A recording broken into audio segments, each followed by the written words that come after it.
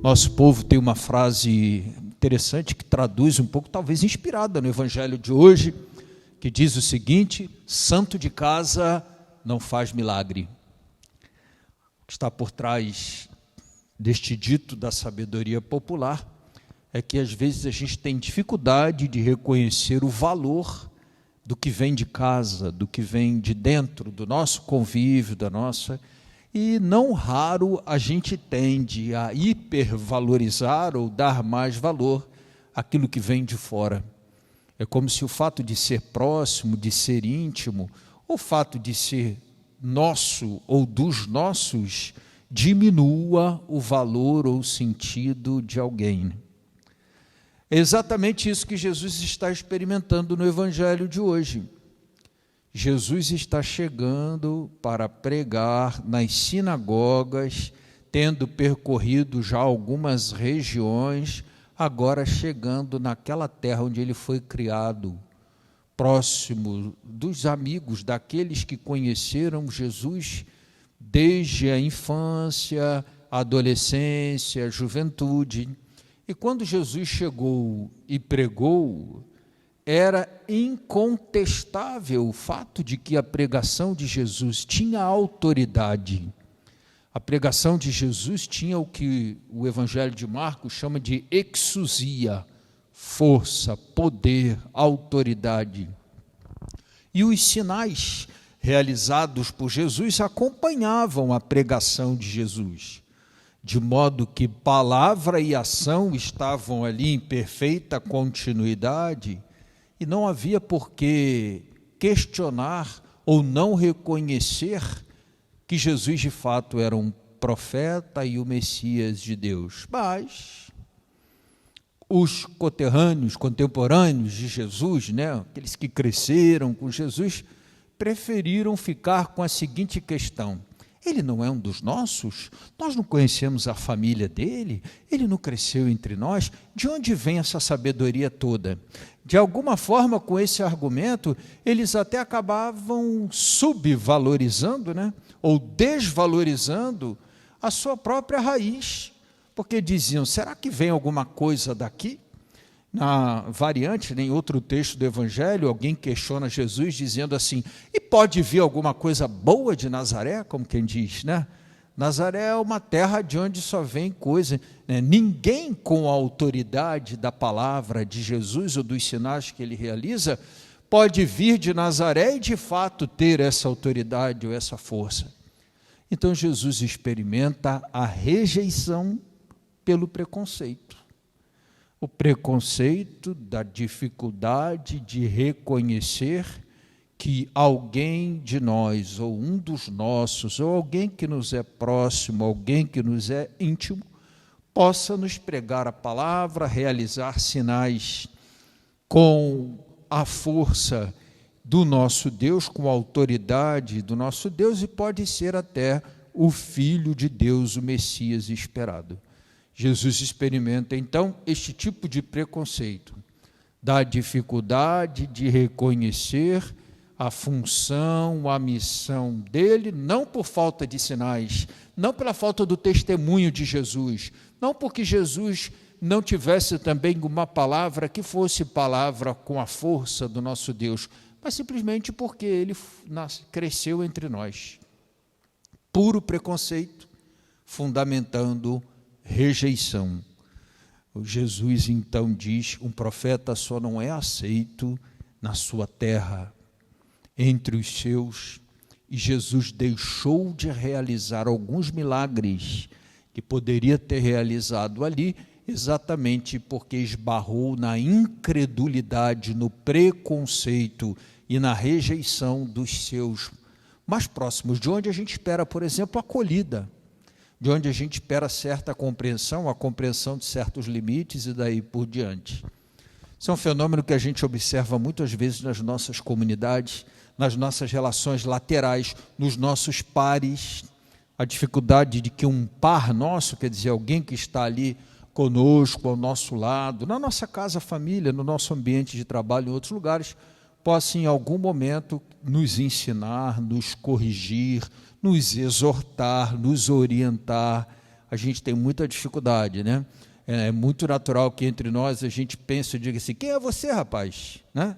Quem você acha que é para vir me corrigir? Quem você pensa que é para vir me orientar? Quem é você que... Então está aí um pouco a base do mesmo preconceito que fez com que os conterrâneos de Jesus, contemporâneos de Jesus, né? Jesus não propriamente nasceu em Belém, mas foi crescido, né? Criado, né? Foi criado, amadureceu, cresceu em Nazaré, na Galiléia. A primeira leitura de hoje tem um outro testemunho de rejeição, agora do profeta Jeremias. Jeremias foi um profeta que a profecia dele explica a razão, por exemplo, da rejeição experimentada grande parte da história de Jeremias. Porque Jeremias viveu num tempo exatamente da consolidação do processo que a gente vem observando nos profetas.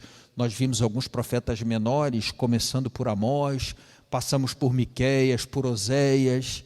Então, um processo que começou lá no norte, um anúncio de conversão para Israel: olha, volta o coração para Deus, a desgraça vai se abater. Não ouviram os profetas e aí, longe da aliança, acabaram se atrapalhando. Primeiro teve a invasão dos assírios, que foram tomando conta ali do norte, e Jeremias viveu exatamente naquele período que antecedeu a grande desgraça da invasão de Nabucodonosor e da invasão de Judá, né, da tomada, da queda de Judá. Então Jeremias hoje, na palavra de hoje, foi enviado à casa de Judá para dizer: convertei-vos, voltai o coração para Deus, arrependei-vos, rapaz, muda de vida, vocês estão longe da aliança com o Senhor, isso vai ter um preço, vamos nos voltar para Deus, voltar o coração para Deus, obedecer, seguir os mandamentos, viver a aliança. E a turma não deu muitos ouvidos a Jeremias. Pelo contrário, preferiram expulsar Jeremias, deslegitimando, desautorizando, dizendo que ele era um falso profeta, que aquela profecia não era uma profecia verdadeira, que Jeremias não falava em nome do Senhor, quando ele falava, até porque depois isso se confirmou. A advertência de Jeremias acabou se confirmando. Jeremias, com muito amor e carinho, mas com muita firmeza, advertiu na intenção de, talvez, pela conversão, evitar que a desgraça do desterro babilônio acontecesse para Judá, o que acabou acontecendo. Mas aconteceu sobretudo porque Jeremias foi rejeitado, e rejeitado porque o povo preferiu tirar a autoridade, deslegitimar, perseguir, expulsar Jeremias da cidade, a se converter, a acolher o conteúdo da pregação, reconhecer que Jeremias tinha razão e dizer: vamos mudar. Este homem fala conosco, são palavras duras, palavras firmes, mas ele fala em nome de Deus. Como é que a gente costuma lidar com rejeição, né? Tem rejeição e rejeição. Na vida não se pode agradar todo mundo a todo tempo. Quem tenta fazer isso é o famoso bonzinho. O bonzinho é o mal melhorado. Ser bom é um dever nosso. Ser bonzinho já nos aproxima mais da figura do mal do que propriamente da figura do bem. E o bonzinho é aquele que tenta a todo tempo agradar todo mundo. Isso não é possível sem o sacrifício da sua própria integridade ou sem o sacrifício da sua própria fidelidade ao nosso Deus. Também não se pode, ao longo da vida, desagradar todo mundo a todo tempo. Esse, ao contrário do bonzinho, é o malzinho. O malzinho é aquele cara que diz: eu não estou aqui para agradar ninguém, eu estou aqui mais para desagradar do que agradar. Quem quiser que dê um jeito de me engolir, é o cara de perfil Zagallo, né? O Zagallo, o antigo técnico aí da nossa seleção, uma figura histórica no futebol brasileiro, tinha uma frase muito típica dele, que é o famoso: vai ter que me engolir.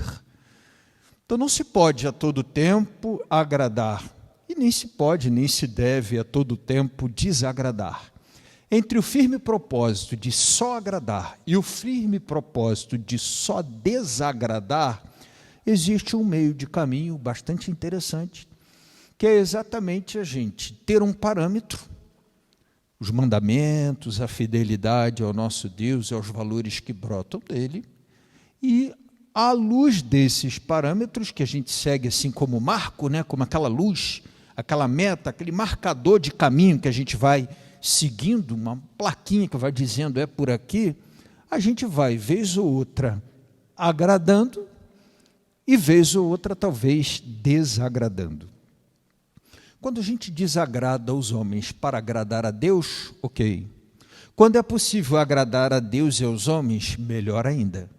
Mas a gente falha quando a gente, desagradando os homens, querendo agradar ou agradando os homens, desagrada a Deus.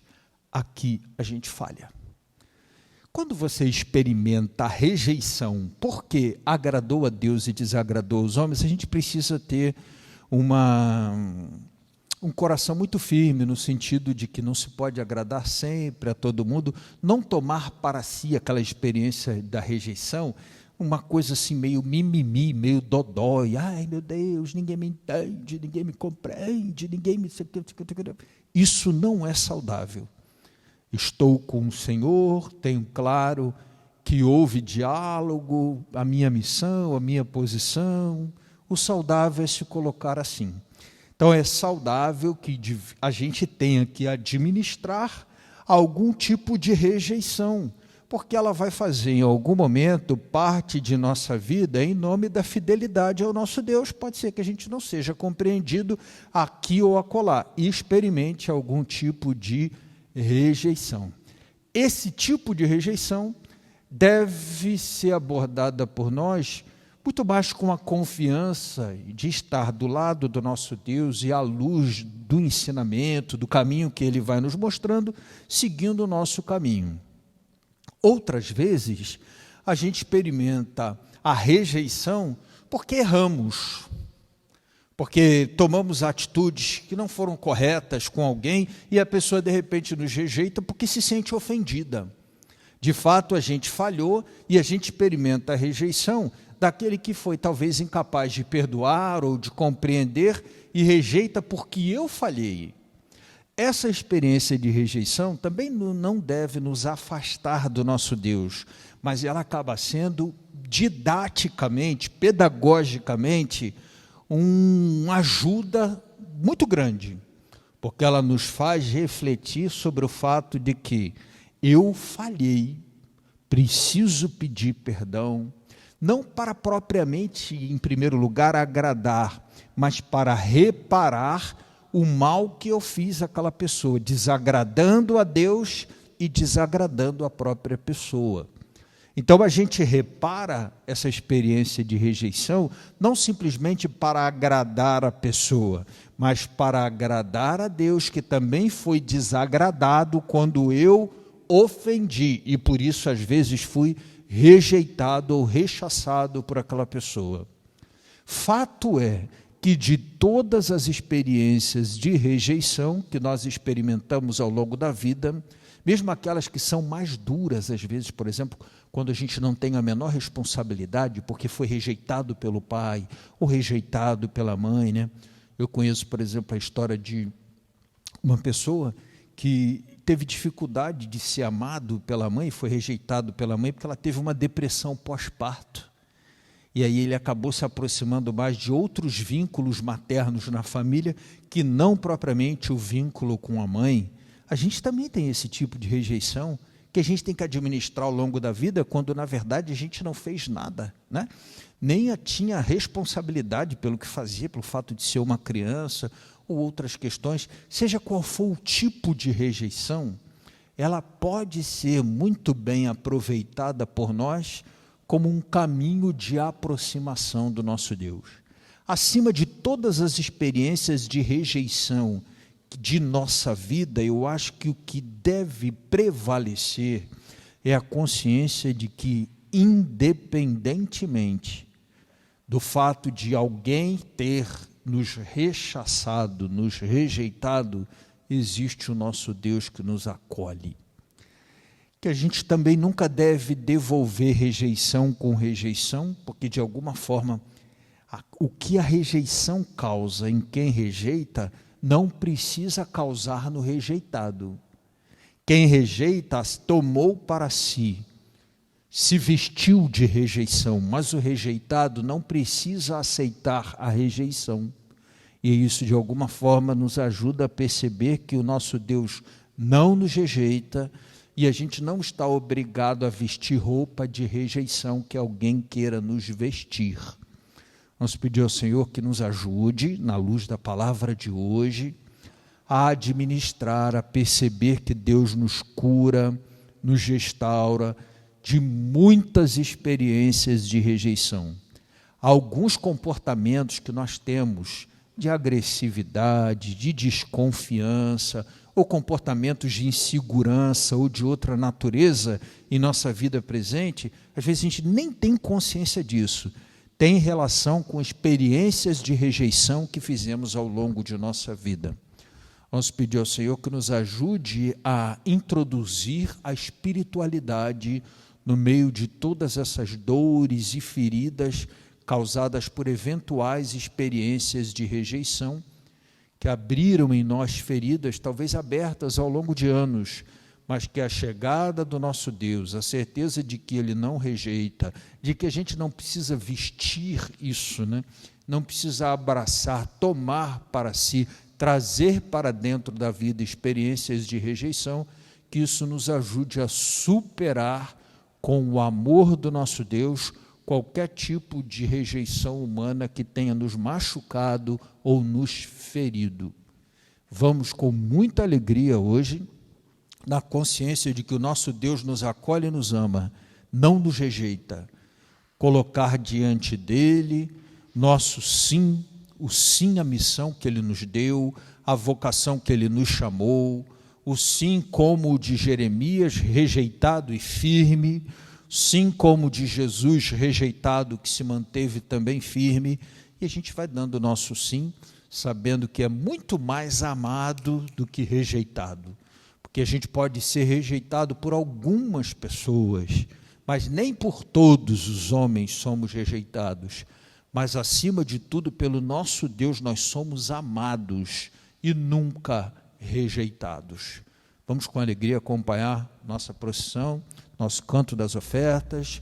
Nós colocamos à disposição aí na nossa página, nos comentários, a sua maneira de participar da procissão das ofertas, estender a sua mão, ajudar a nossa comunidade, socorrer a nossa saúde financeira. Todo mundo sabe que são momentos delicados e difíceis, e a gente conta também com essa comunidade fiel que está crescendo ali em torno das nossas missas transmitidas, além da nossa comunidade paroquial. A gente pode fazer isso pelo PicPay ou pode fazer isso através de transferência bancária. Vamos acompanhar com alegria, Cante de Casa. Eu escolhi um canto que é bem antigo, eu gosto dele, eu acho que tem alguma coisa bonita aí, salvo engano meu, é o canto de campanha da fraternidade de muitos anos atrás. Fala de família, de preparar a mesa, de preparar a casa e de entrega da nossa vida, da nossa casa, da nossa família, da nossa futura família, da nossa atual família, da nossa família passada nas mãos do nosso Deus, que sempre acolhe e nunca rejeita. Vamos com alegria.